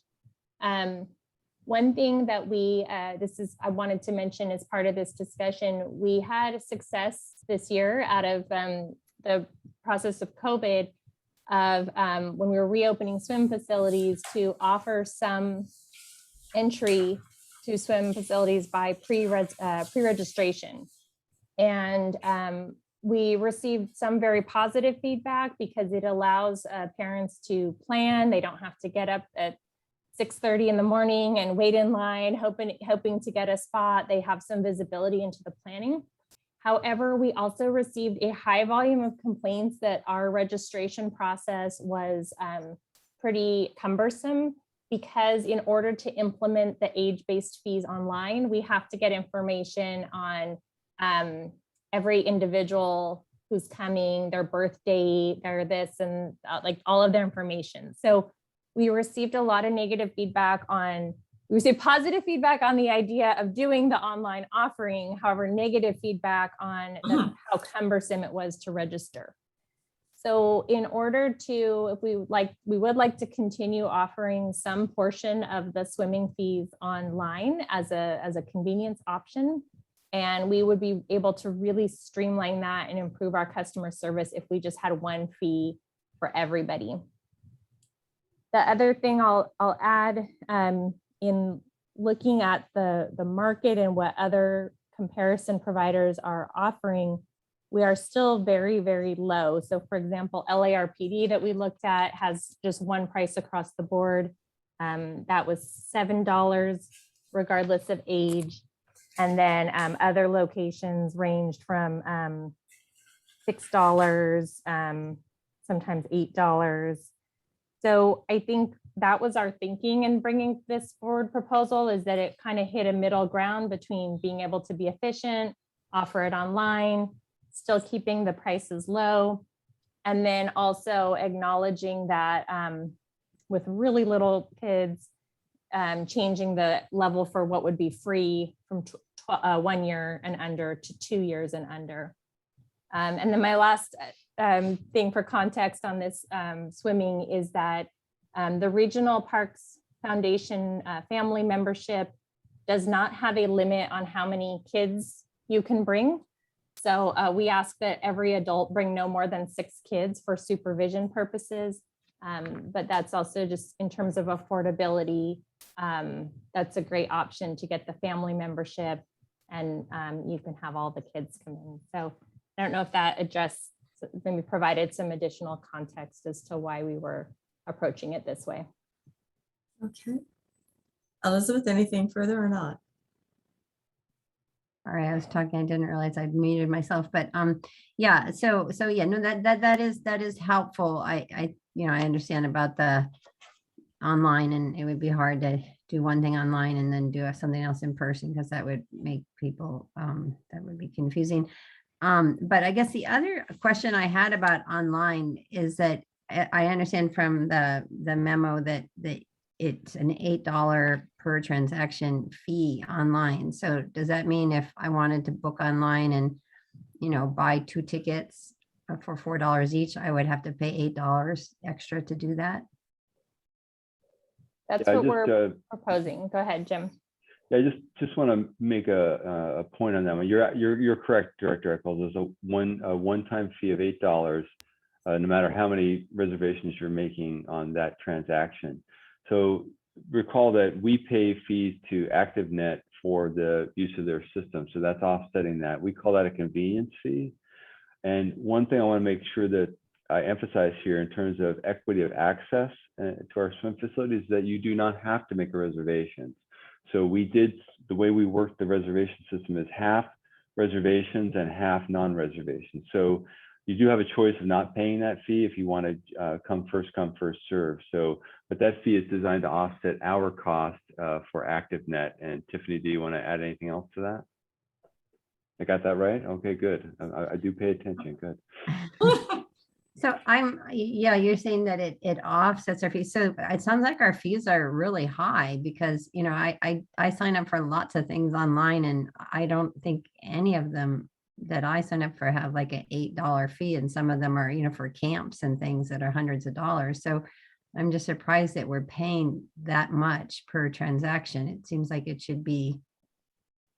Yeah. Jim O'Connor's right that it's partially to the ActiveNet fee, but I don't want to represent that we're paying $8. That I agree, that would be a very high fee per transaction. We are looking at the $8 is what we currently charge per reservation. If you make a camping reservation, there's an $8 transaction fee. If you make a picnic reservation, there's an $8 transaction fee.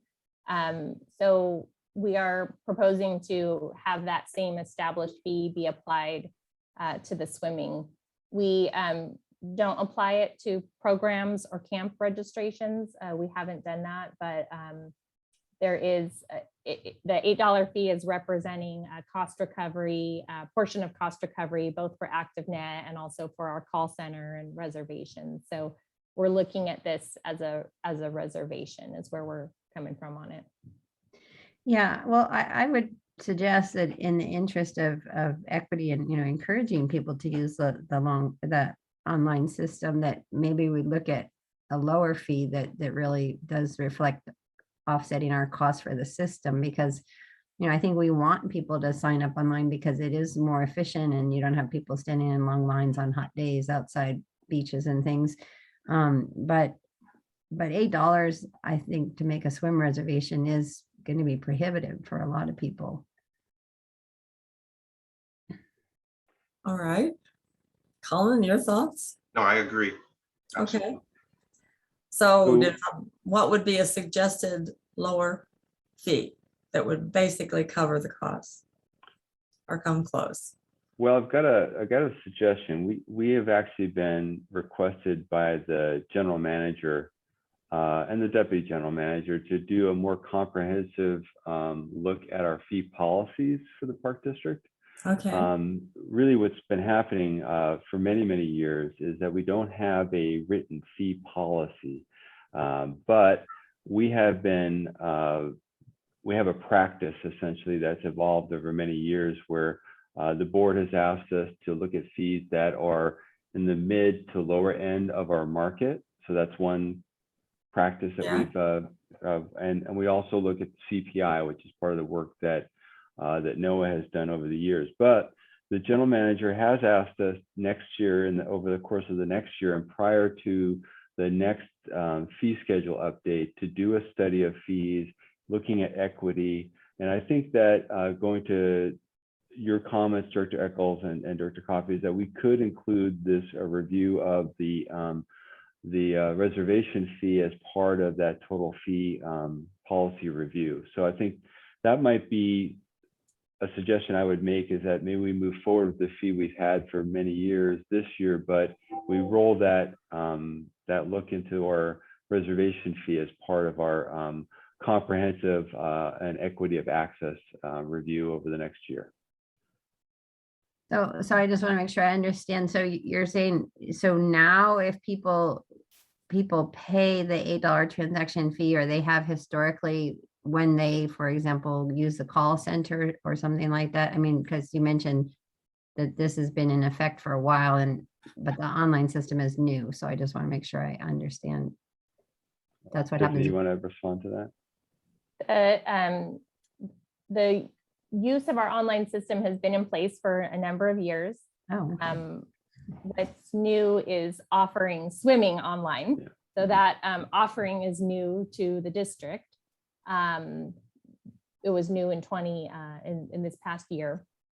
So does that answer the question?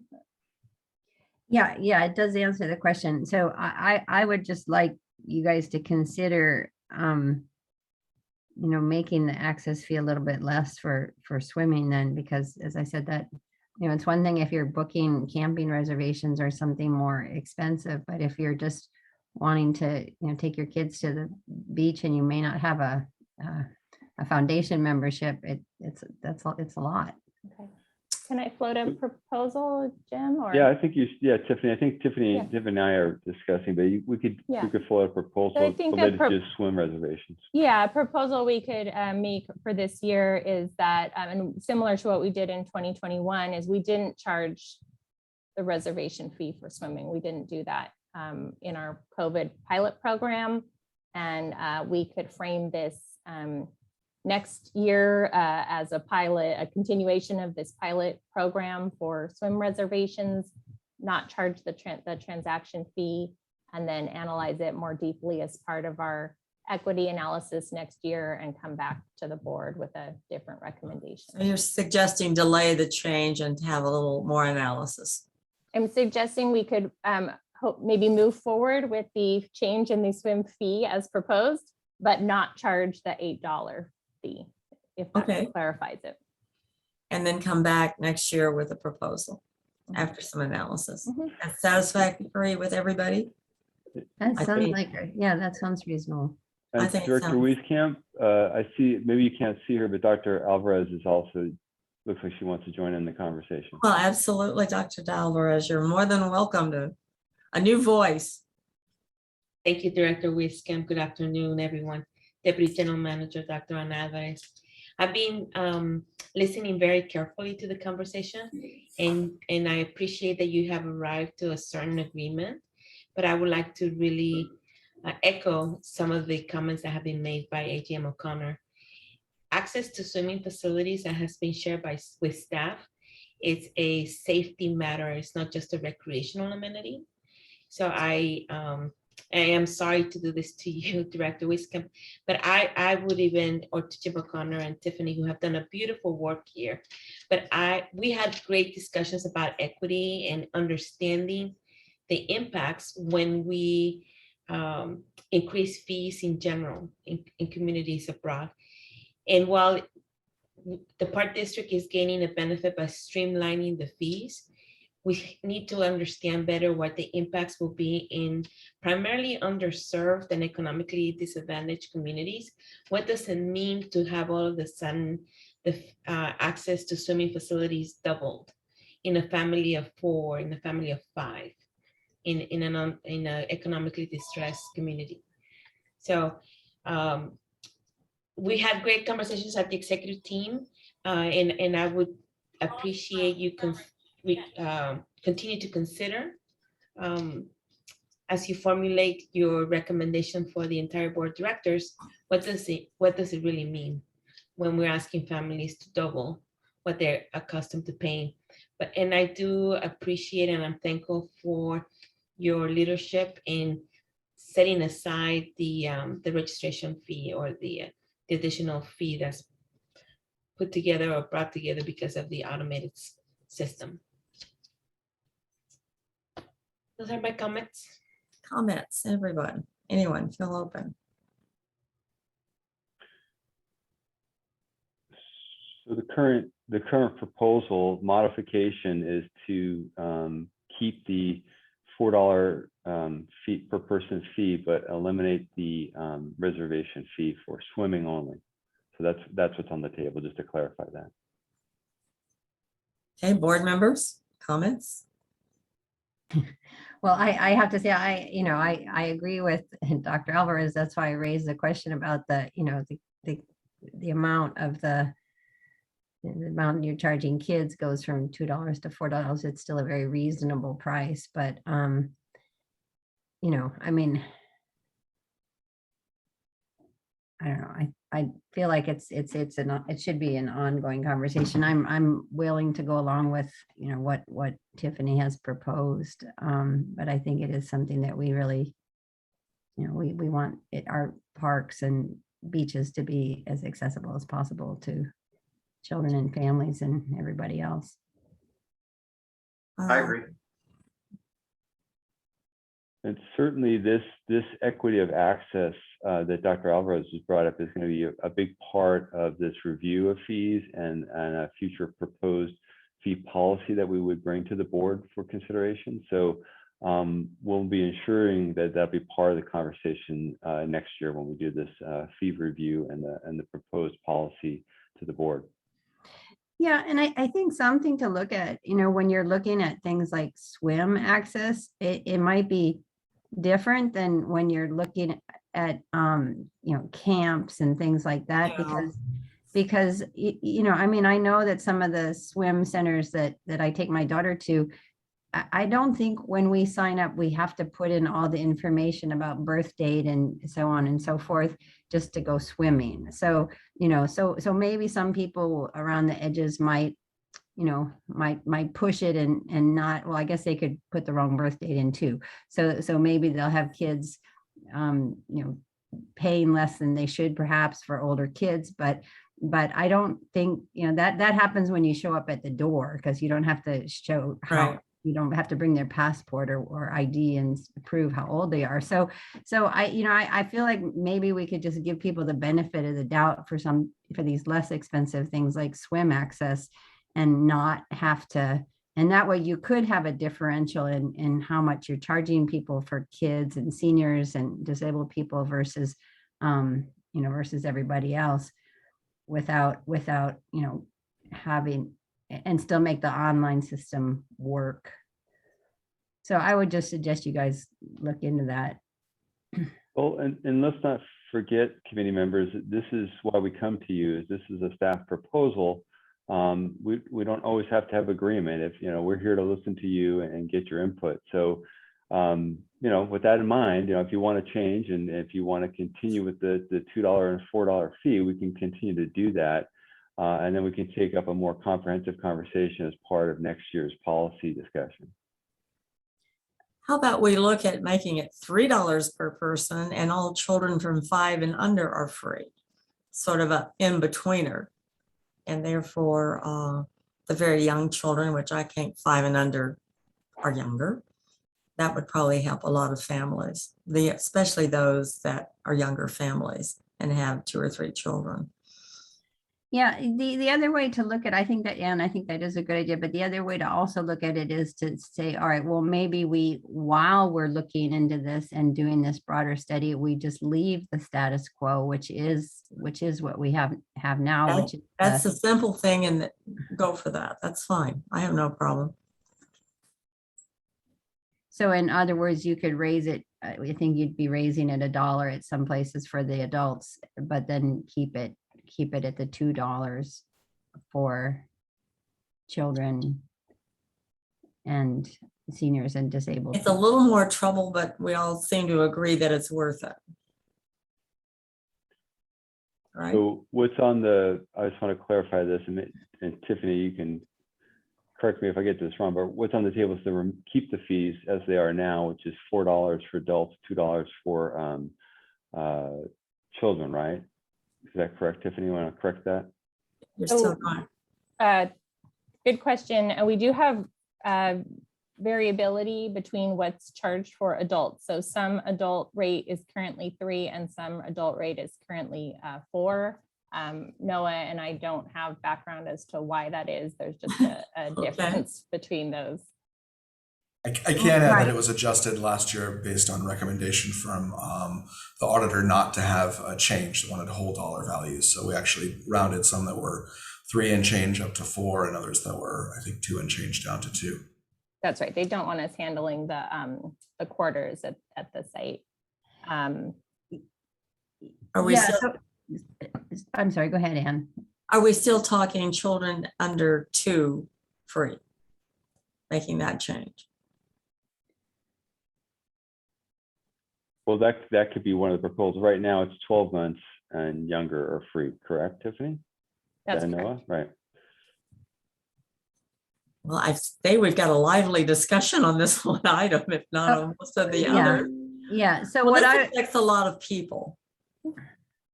well, yeah, and it makes a big difference to a lot. It of really people. does. And it's not, I mean, it's not like a huge amount of dollars for us. I mean, yes, it makes a difference for us too, but I think it makes a bigger difference in the pocketbooks of the families. So I guess what I was saying, I did notice that some of the swim centers now or beaches charge $3 for adults and some charge $4. So, you know, I mean, I think it's fine to make that more uniform and just make it $4 for the adults, but then keep it, perhaps either keep it the same as it is now for children, or I mean, yeah, I guess you could make age 2 and under free, or you could just leave it how it was with 12 months and under free, and then children, seniors, and disabled folks $2 each. whatever proposal anybody cares to make. Colin, you need. Can I make at the discretion of the chair, can I make a proposal here for a change in the staff recommendation? I would say that why don't we keep the fees as they are today for now. Let's spend some time in over the course of the next year at Board Operations Committee and with the full board having a deeper discussion on this, and allow staff to do some more research on this. So why don't we take this one off the board for now, leave our fees as they are, which seem to be working for everybody, and we'll do a deeper discussion as part of this study that we're going to do over the next year. So that's my proposal. Tiffany, I see Tiffany has her hand up. Tiffany has a hand up. Come on. So, thank you for everyone for their patience and engagement on this discussion. It is really important, and we do want to keep, it is really important. The only thing I will say is if we continue to have the differentiated pricing with our current software system, I cannot guarantee today that we will be able to offer a user-friendly reservation system. And I will say on behalf of the customers and reservations that we received so many complaints about how the system is with the differentiated pricing. Now, I'm totally willing to go back to our software provider and work with them and, see if they could make changes to better accommodate this pricing or work on the honor system, as Director Eichels said, but I just don't know today if that's possible. And staff has really been looking at, how we could make it more streamlined. And I think that could be okay. I just want to say that. Well, she's trying to remind us of the realities of the situation. Yes, and just to point out that the reservation system was well received both by visitors who wanted some predictability and planning their weekends, and in staff, because it actually has helped us reduce a lot of the tension that we have at the swim centers in terms of this large crowd that ends up coming in the morning. So it's been well received, the reservation system. Any thinking from fellow board members? We have surely gone over this. Oh, okay, so just so I'm clear, so the issue is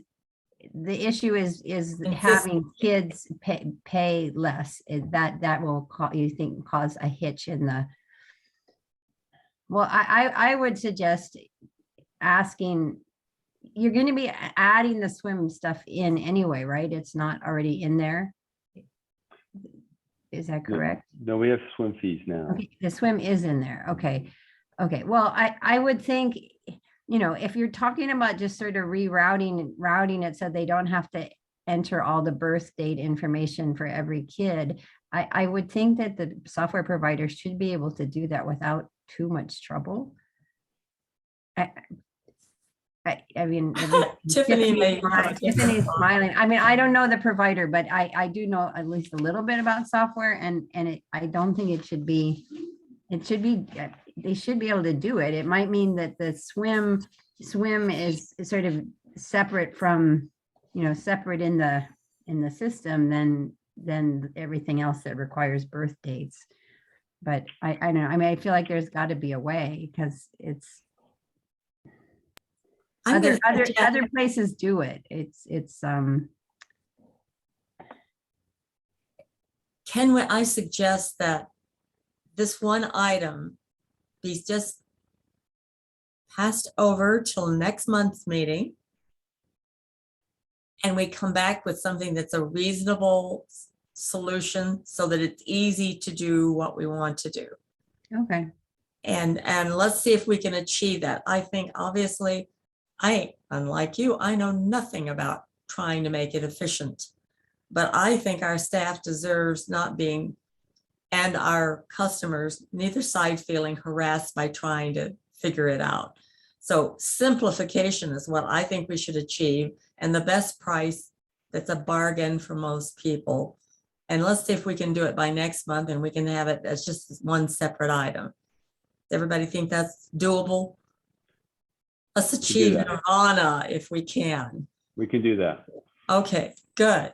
That's a promise from Jim O'Connor. Okay. Good idea, Ann. Good idea. Yep. Okay. Okay. Then let's look at just the rest of Noah's hard work, so we All can right. have a motion. Thank you for that lively discussion. I'm afraid the end will be a little anticlimactic here. We're almost so there. we've already discussed the boat launch and the swim access. Also proposed here is a removal of the group camping deposit. The staff is proposing removing the refundable security/damage deposit fee for the 3 developed group camping sites and the 2 equestrian group camping sites. The current refundable security deposit fee is equal to the rate for 1 night of camping at that site. Again, refundable. Excuse me, the refundable security damage deposit would still be required for all other group camping sites. This is, again, an efficiency issue. The staff notes that managing these refundable deposits are costly in terms of staff time and credit card transaction fees. The deposits might be an incentive for good behavior, but it's really not offset by the amount of work that's done, especially on the smaller capacity sites. Again, elimination of these deposits would allow these types of sites to be offered for online reservations. And currently these types of reservations are available by phone only, which is, again, less convenient for customers and contributes to long wait times that are occasionally experienced in the call center. And one other item, sorry, I don't have a nice picture for this. Any questions on the group camping security deposit before I move ahead? Makes sense to me. Anyway. Excellent. At Black Diamond Mines, they're essentially proposing what they're already offering, but simplifying the process. There's already 2 types of tours available, one that actually explores the mine at $5 and one that's just the exhibit itself, which talks about the history of it, does not go deeper into the mine, at $3. So the proposal here is to combine those into one combined tour at $8. Of course, both of the previously mentioned tours would still be offered. This is really just, again, about streamlining, minimizing confusion, allowing people to better understand what they might be signing up for at the outset, and reduce confusion on the back end if, say, somebody signed up for one tour and thought they were getting both or the other one. So hopefully that explains that well enough. Any questions on that one? It's really not a fee change. It's really just a clarification more than anything else. Efficiency sounds Exactly. good. Exactly. And lastly, I don't have a slide for this here, but there is an administrative fee update. This is for the charges for services of district staff.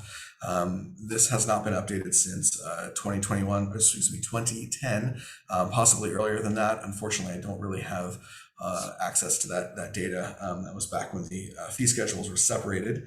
And it's only a few of them. We did analysis. Many thanks to Renee Patterson for her work on this. I should note before I continue on with this that it's actually, we're removing the overtime, the word overtime here. It actually doesn't make a lot of sense. Again, I'm not sure how that word got in there to begin with 11 years ago.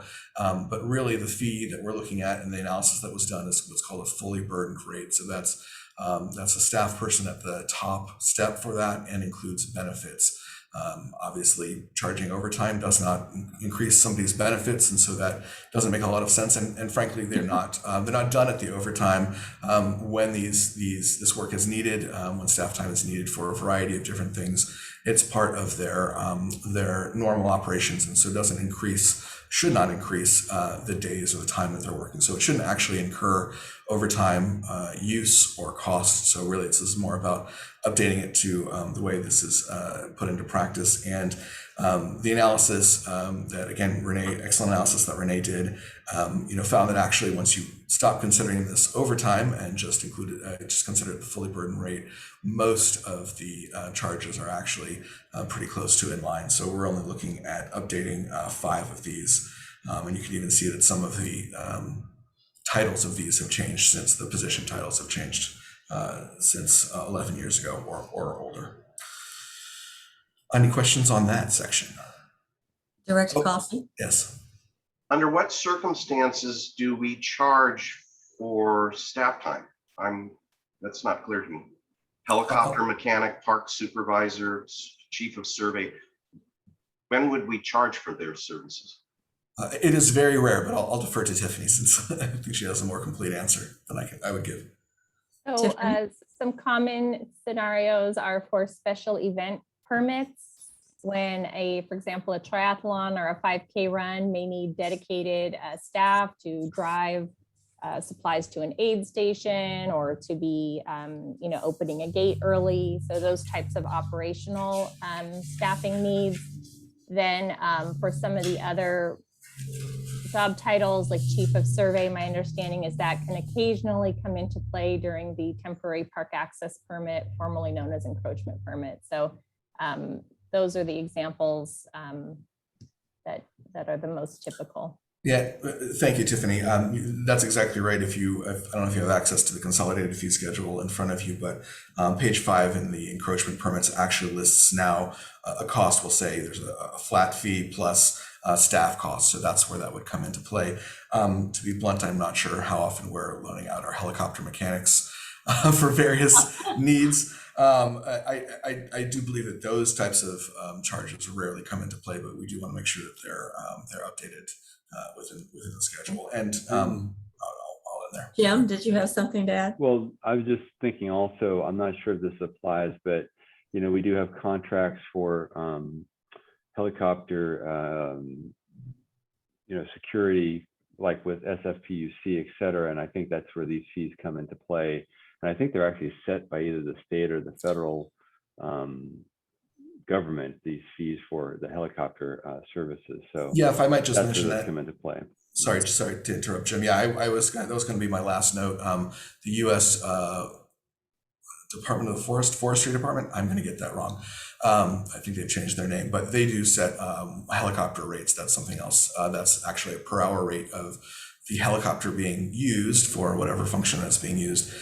So that does appear in administrative fee section, and that is again set by them. It's mandated. I update that. I don't know if there's any updates this year, but that usually is not confirmed until a little bit after this process. As far as okay, thank you. Thank you. Yeah, we don't want to have to be in charge of helicopter rates, do we? No. No. I don't think so. Okay. All right. We've gone through it. We're going to have one exception that we'll see next month. That sounds good. Do I have a motion to approve the rest of the proposal? Sure. Or Colin, go ahead either way. Sure, I'll make the motion. And I'll second. Okay, any further discussion? And as usual, Noah, thank you for all the diligence. It is a complicated job, and I appreciate somebody who is, I think you're willing, maybe by now, to go out there and tackle this project, but it's very important to the district. So thank you so much for your hard work. Thank you very much. I appreciate that. Yeah, I want to extend my thanks as well. As very, very well researched, very well thought out. I really appreciate all the hard work that went into this. Thank you. Thank you very much. Easy. All right, with that, I'll call for a roll call vote. Director Eichels? Aye. Director Wieskamp? Aye. Director Coffey? Aye. So moved. Thank you very much. Thank you. you, Thank you Noah. again, Noah. You may rest for a little bit on your laurel. I appreciate that. Okay, well deserved. Do we have any public comments? Director Reese-Kemp, no, we do not at this time. Okay, I had not seen anyone, so that is good. Do we have any committee comments? Anybody? Right. Just that I very much appreciate all the effort that went into these presentations today. Yeah. It's tremendous work and makes our decisions and our thinking a lot easier. We're much appreciated. Right. Yeah. Thank you, Director Coffey. Appreciate that. The staff they do a great job, and appreciate that recognition. Thank you. There's so much board members don't know the details of, like efficiency on things that you point out here, and that really helps, I think, us to understand the overall task. It's not an easy one at all. Elizabeth, anything? Well, yes, I concur. I really appreciate it, as I said, with not just the presentation that we just had that Noah did, which was really extremely well thought out and well reasoned, but all of the presentations today were just absolutely excellent. So I wanted to say thank you for that. And I would love to get copies of them as well, if you can, if either Denise or Jim, if you can send them along. Absolutely. We'll send that to the committee. Okay. Okay, Dr. Alvarez, do you have any, is leaving? If she has any comments, certainly she's welcome. I think she was telling us she was heading out. All right, she is gone, so. She jumped sorry. to another meeting. Everybody always has other things going. I understand that. Well, Jim, how about you?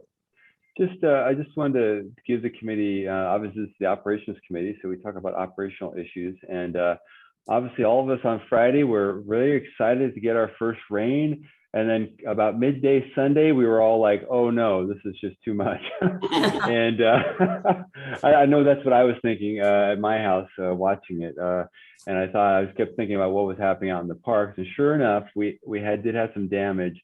You know, our typical thing is we had some localized flooding. The West Shore Trail at Temescal, unfortunately, the lake came up pretty quickly, and we had some damage on that trail, and it's closed today because we had some damage. We had local flooding on Redwood Road, which closed Redwood Road in late Sunday afternoon, unfortunately, which meant any visitors in the park had to head out the long way around out of Redwood. So that happened. But more importantly, I think I just had a couple of pictures, if you indulge me for a second. I want to show you. One of the significant damage we had was at Crown Beach. And I think I want to show some pictures here. Oh. This is near Willow Street, and you can see that we lost about 3 feet of sand at that location. Yeah. Now this is fencing, which is an exclusion to preserve the dune habitat here. This is the Mobi mat, which is the mobility mat, which allows wheelchairs to get out onto the beach. And you can see that's hanging down. And it's, you know, about 3 or 4 feet of drop here, and the restrooms are just beyond, you know, this location right here. So this is a significant damage here. And you might recall about 8 years ago, we spent about $5 million to replenish the sand here, which is a big part of protecting Shoreline Drive and this apartment structures back here behind it. So this is a big project that we're going to have to address into the future. And staff are recording our time. The finance group has given us a tracking number in case this becomes an issue that we can get cost recovery on. This is also a little further to the north, closer to Glory of the Seas in the main part of the park. This is right behind our concession operation, the board sports concession. And you can see this shower tower is completely hanging free here. So we've had a significant erosion at this location, which is now threatening, unfortunately threatening the concession operation here. So we're going to have to do some reinforcement work. Remember, this is October. We haven't even gotten into what is our traditional rainy period in January, February. So this is very alarming to us, but I wanted to make sure you're aware of this, that we're going to start addressing this pretty soon, because we're really worried about that being early in the season. this is not our facility, but it's an unfortunate outcome of this. This is the new docks that were installed at the city of Alameda. And you might recall that we had our docks out of service over at Doolittle Drive on Martin Luther King because of damage to the docks there. And so this is now another loss of another entry point into the bay, but hopefully the city will get this corrected. But you can see the brand new docks, unfortunately had a failure there. So, and then this is on the good news side, I say this is Lake Anza. This is water going over the spillway. Hopefully that'll help us with our algae blooms out there in the lake. So, and there's another picture looking back. You see how high the lake level is, which is great. Getting some flushing action here at Lake Anza. This was an unfortunate outcome. This is a sailboat that grounded on the west side of Brooks Island, and our great caretaker out there, Matt Allen, worked with Coast Guard to help these folks off the boat and getting them onto the island, and they were recovered. And I don't know if the boat's been pulled out to sea again today or yesterday, but anyway, that was an unfortunate, but everybody made it safely off the boat and onto the island thanks to Matt's help. This is the entrance into the Crockett Hill staging area. You can see we had some trees leaning over, and I believe staff took care of that yesterday, so that should be reopened again. This is that West Shore Trail at Lake Temescal. You can see the failure there, but we'll get that open as soon as we can. So just a quick, I'll stop screen sharing there, but we've got some significant damage at Crown Beach, and we're in the evaluation process to see what we're going to do about that. Maybe we can stabilize it for this winter, but clearly there's going to be some a major project to recover that beach there at Crown Beach. So just wanted to make all of you aware that staff are. It was quite a challenging day on Sunday, and we'll see how things go going forward. So that's my report. Thank you, Director Wieskamp. Thank you. That's the weather is never satisfactory, is it? Good and the bad. But I'm sure we'll do our best to take care of the major problems as quickly as we can. It's not as if we're alone. It's happened all over. Even Orinda, I guess, had issues. Oh, yeah. Fellow board members, anything you want to bring before us or propose for a future meeting? We've already got one item on the agenda next time. And we will be bringing, also remember in December, I think we start in November, actually, we start to work on our work plan for next year's board operations committee. So we'll start that process next month also. Well, there's always work. We know that. That's for sure. Anyone else have any comment or anything to bring before us? If not, thank you very much for a meeting that was interesting and certainly had a little lively discussion. So thank you one and all for all your work. I really appreciate it, and I know all the board does. And thank you, Dr. Coffey, for filling in. Appreciate that. Yes, we appreciate that. Okay. Okay, thanks, and go find something fun to do. If the sun is shining a little bit, enjoy. In operations, it's fun every day. That's what we say. I am so glad you said that. Okay. Thank Go you. have some fun wherever. Bye-bye. Thanks, everyone. Bye-bye.